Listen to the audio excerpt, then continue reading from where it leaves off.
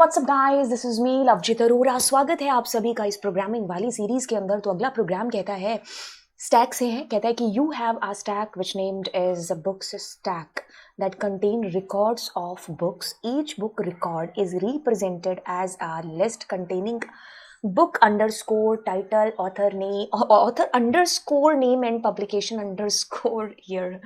ध्यान से सुनिए, आपके पास में एक स्टैक है जिसका नाम है बुक्स स्टैक। ठीक है, सीधी सी बात है। उस स्टैक के अंदर आपके पास में क्या है कि एक लिस्ट है, मतलब एक लिस्ट ऑफ लिस्ट की बात हो रही है। ठीक है, तो उस लिस्ट के अंदर हम बनाएंगे तो भी पता चल जाएगा। तो उस लिस्ट में क्या है, बुक्स की इंफॉर्मेशन है। जैसे बुक का टाइटल हो गया, बुक के ऑथर का नाम हो गया, बुक का पब्लिकेशन ईयर हो गया। तो ऐसे करके एक भरा पूरा स्टैक आपके पास में है।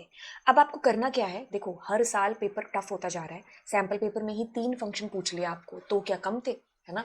पुश और पॉप, अब पीक भी आपसे पूछ लिया। कहते हैं कि आपको यूजर डिफाइंड फंक्शन बनाना है। अब उसमें क्या काम कराना है, पहला एक फंक्शन बनाओगे जिसका नाम होगा पुश अंडरस्कोर बुक। उसमें 2 पैरामीटर लेने, एक तो वो पैरामीटर जो आपका ऊपर स्टैक है सुपर्ब, और दूसरा आपका एक और, मतलब आपको एक नया रिकॉर्ड है जो लेकर के आना है कि भाई जैसे मेरे पास में मान लो बुक्स पड़ी हैं 2, तो अब मैं नई बुक लेकर के आ रही हूँ। जैसे मैं एक आम सी लाइफ में अगर एग्जांपल लूँ कि मेरे पास 2 बुक है, उसमें तीसरी बुक मुझे ऐड करनी है या चौथी ऐड करनी है ना, वही चीज़ मैं यहाँ पर कर रही हूँ। आई हैव अ स्टैक, अब उसमें मुझे एक नया स्टैक है, नया एलिमेंट है जो जोड़ना है। ठीक है, अल्टीमेटली कर तो हम वही अपेंड और पॉप रहे हैं। ठीक है, लेकिन बस अलग अलग तरीके से पूछ लिया है ना।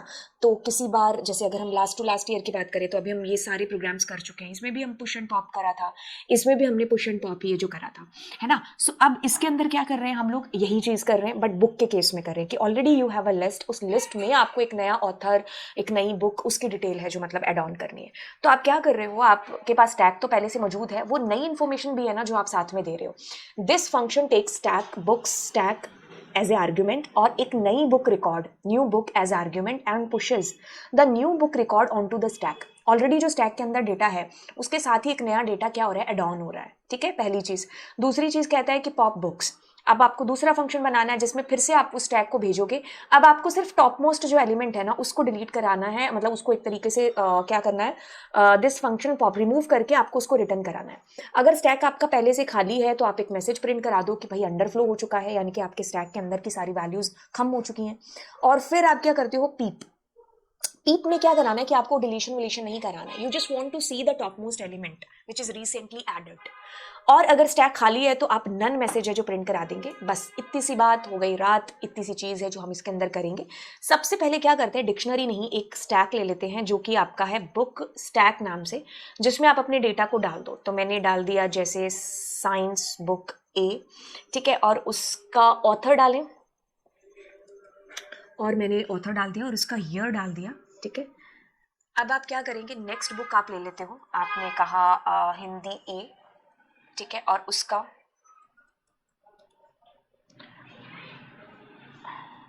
ठीक है, अब एक और बुक ले लो जिसमें आपने कह दिया अगला ऑथर, एंड आपने कहा, ठीक है, ये आपके पास ऑलरेडी डेटा पड़ा हुआ है। अब क्या करोगे, आप एक स्टैक आप एक और लिस्ट है जो ले लो। ऑल दो इसको बड़ा बनाने के लिए आप यूजर की एंट्री भी डलवा सकते थे, इतना करने की जरूरत है नहीं। ठीक है, आपको क्योंकि लॉजिक के नंबर मिलेंगे, 3 फंक्शन बनाने उनके मार्क्स मिलेंगे एक्स्ट्रा, आप जितना भी करते रहो। तो इसमें मैं अलग डेटा है जो डाल लेती हूँ, जैसे मैंने कहा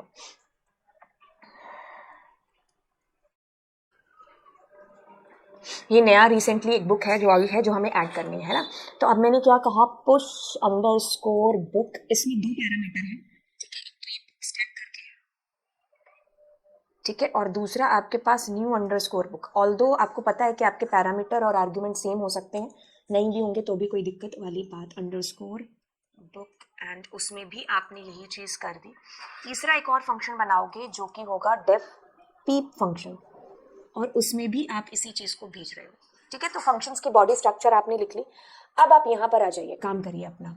क्या काम कराना है कि आपको बस, आपके पास वो जो बुक स्टैक है ना उसमें आपने अपेंड करना है अपना नया डेटा।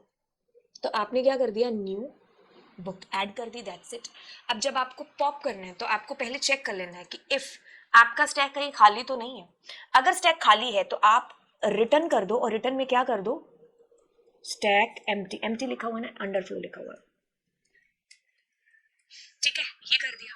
और अगर वो अंडरफ्लो नहीं है तो आपने क्या करना है, सिर्फ रिसेंटली एक ही डिलीट करना है, ठीक है, लूप वूप जलाने की जरूरत नहीं है।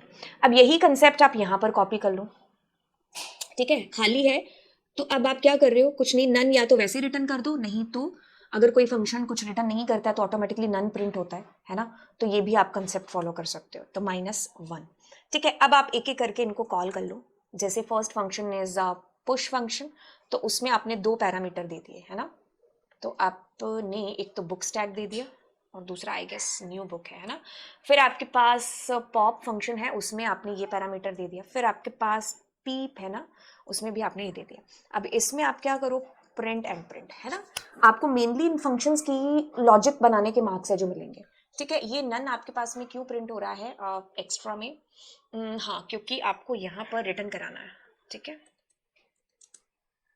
ठीक है। ये वाला जो नन है ये तो तब चलेगा जब स्टैक खाली होगा, हालांकि आप कोई सारी वैल्यूज तो डिलीट नहीं कर रहे हो, रिसेंटली वाली कर रहे थे।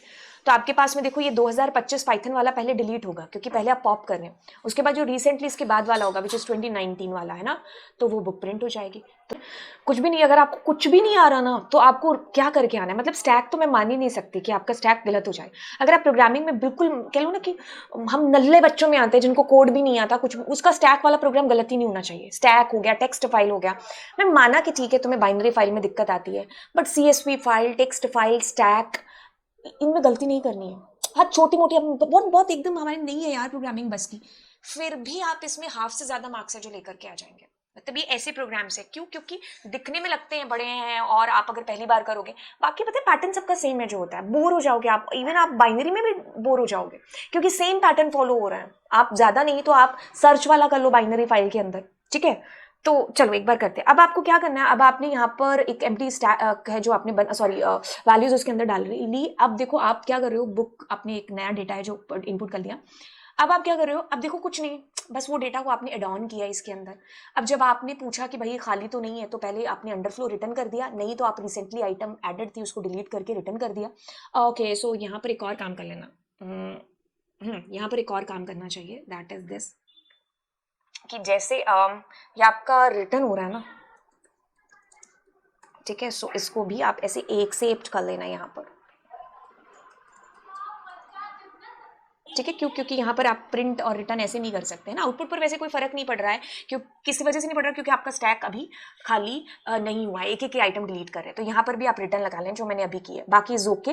तो आपने कहा कि खाली है, दोनों केसेस में आपको चेक करना है, इसमें आप नन रिटर्न मैनुअली कर दो, नहीं तो आप खाली रिटर्न मुंह उठा के जाते हो तो आपको पता है कि फंक्शन आपका रिटर्न जो है अगर आप नहीं करते हो तो वो नन ही प्रिंट है जो करता है। अब यहाँ पर क्या हो रहा है, रिसेंटली जो आइटम है जस्ट आपको पीप करना है उसको, ठीक है, आप उसको डिलीट नहीं करना चाहते हो तो रिसेंट आइटम। तो आपको पता है कि अगर ये आपकी लिस्ट है या ट्यूपल है तो इसके अंदर अगर ये x है तो मैंने कहा x का -1, मतलब आई एम टॉकिंग अबाउट ये लास्ट वैल्यू, दैट्स इट है ना। तो this is all about it. अब चलते हैं अगले प्रोग्राम की तरफ। दोस्तों के साथ में इस सीरीज को एंड चैनल को जरूर है जो आप शेयर करिएगा। कितनी हेल्प की इस चैनल ने आपकी बोर्ड के अंदर वो भी है जो आप अपने जूनियर्स को बताइएगा, कॉमेंट सेक्शन में लिखिएगा। And all the best, bye bye.